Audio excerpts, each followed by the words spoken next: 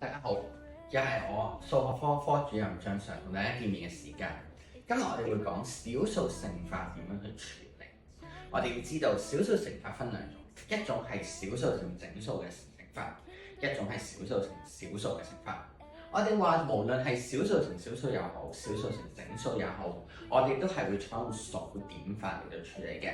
例如1.2乘以1.5。我哋1.2同1.5，我哋各自無視個點，變成12同10。所以我哋第一步會先計算12乘以15嘅結果。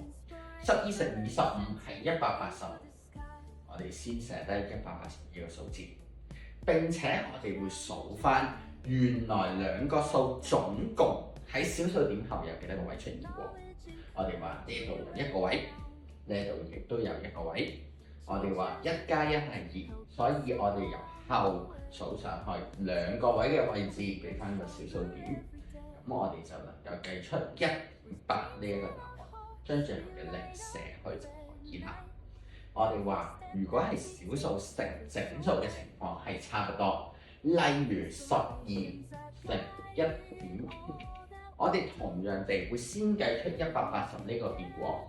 並且我哋數翻響小數部分有幾多個小數點位，從而計出答案。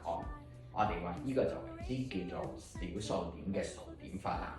如果我哋有咩問題嘅話，隨時喺 PM 再問我哋。多謝。